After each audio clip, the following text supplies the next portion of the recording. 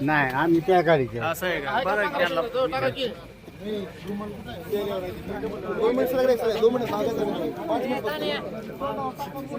त्याचं नाव सांगा मला फक्त. रामकृष्ण सुतार राहणार कुणी कुणाला बोललेलं नाही.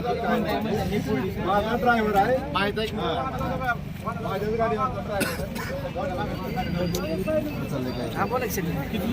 हो माहित आहे माहित आहे.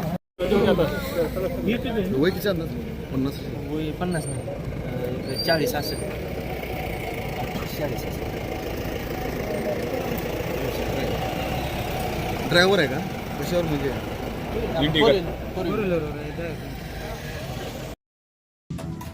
आपलं स्वागत आहे सतर्क 24 तास 24 बातम्यांमध्ये.